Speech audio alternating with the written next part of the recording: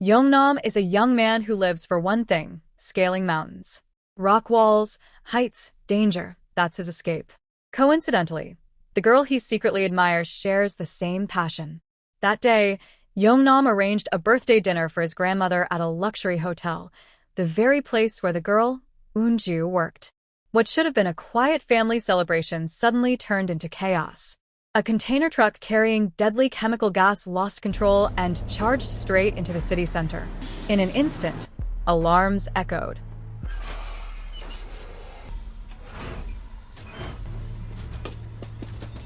주차하시면 안 됩니다. 저기요. 뭡니까 이거?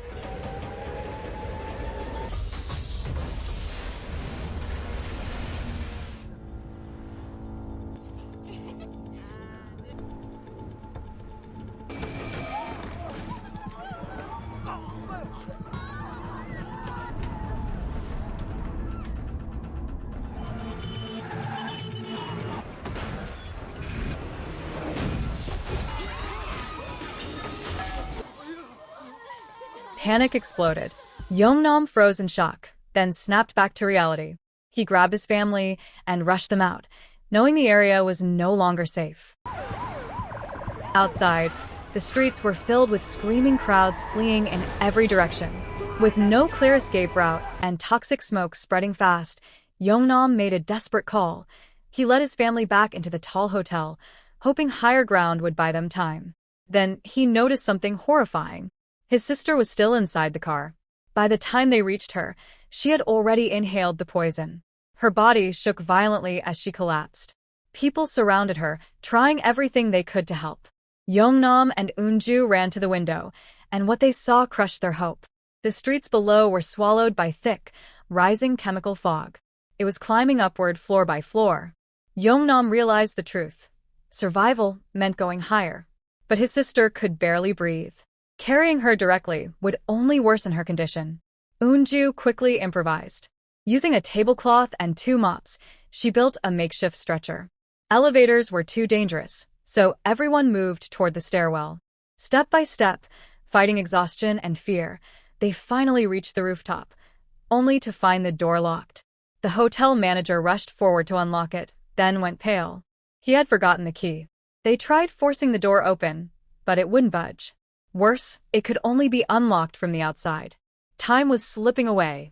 They ran back downstairs searching for the key, tearing through offices and hallways, but nothing. The only spare key was stored on the first floor, now completely flooded with toxic gas. No one dared to go down. The manager brought out a few emergency gas masks, but each one would last less than 10 minutes.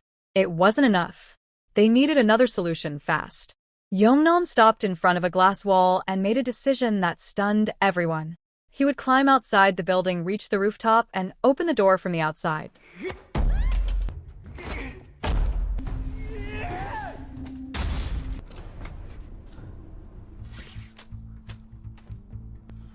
너무 위험해.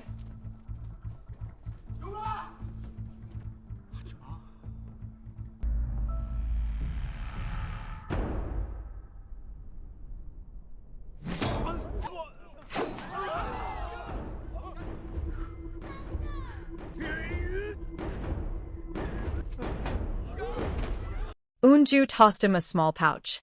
Inside were chalk bags, grips, and climbing tools. No safety ropes. No second chances. Yeongnam crushed the chalk, coated his hands, and began climbing, raw concrete.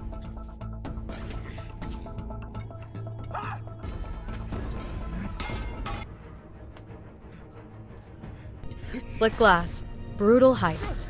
Every move was a gamble. Finally, he reached the top. The door opened.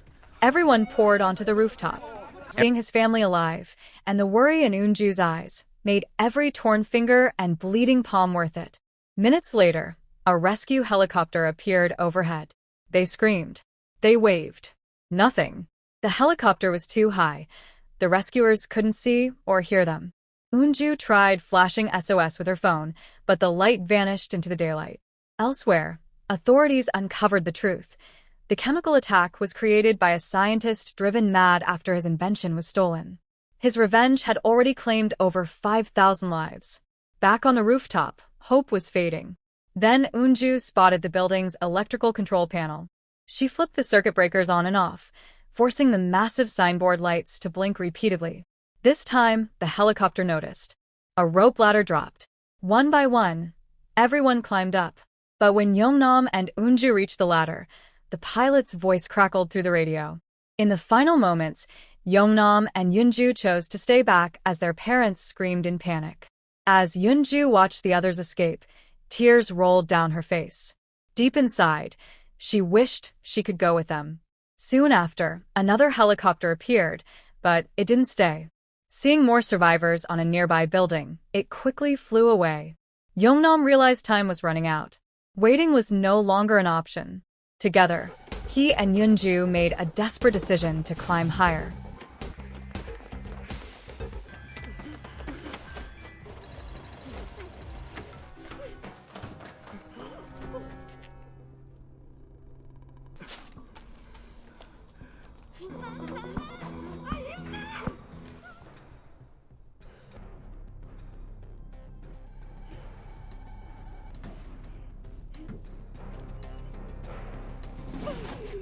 영란 개새끼 진짜. 저번 새끼 개새끼. 혼자 가는 것도 알았어 이 자식.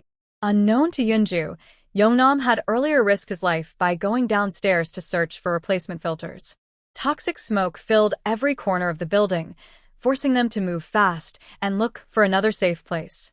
When they reached the gym, reality hit hard. The gas masks were gone.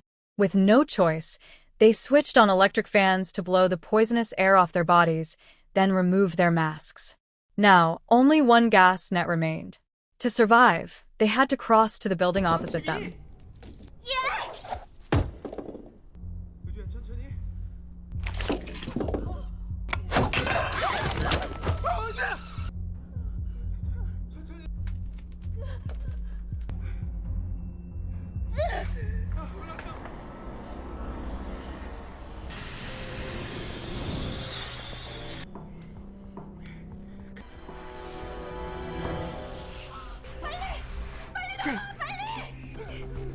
먼저 가! 가라고!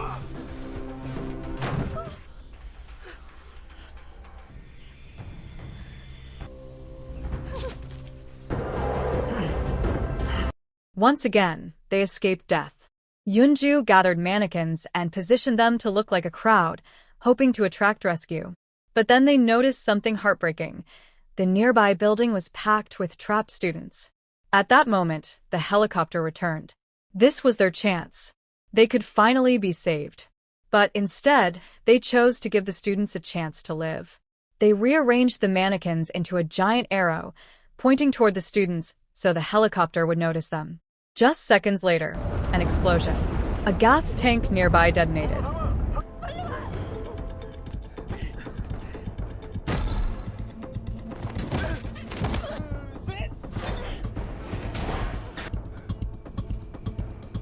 Not long after, a drone located them. It turned out Yeongnam's father had hired it, desperate to find his son. The drone's footage was broadcast across the nation. The entire country watched in fear. Programs were interrupted. Everyone held their breath.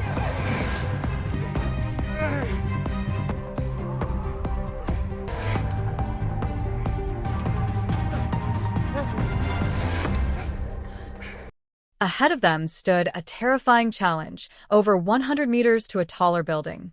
Then, the worst happened. The drone's battery died. The screen went black. Hope seemed lost. Exhausted and broken, Yeongnam and Yunju collapsed to the ground in tears. They had already risked their lives, twice, for strangers.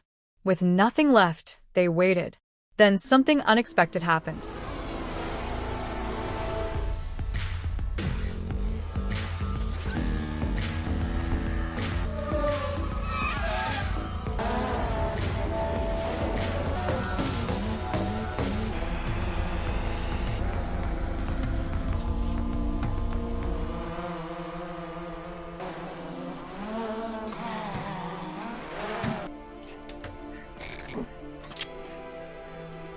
우리 완등 가자. 그래 가자.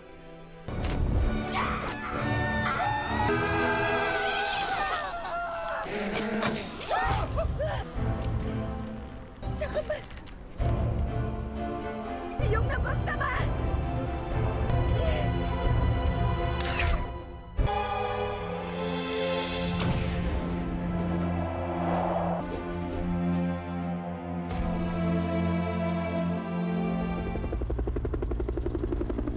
조자 확인 불가. 요구 조자 확인 불가.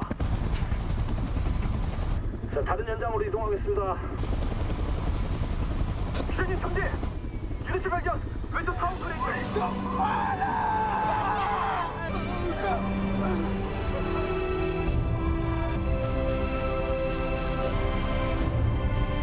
Voices echoed below. It was a safety net.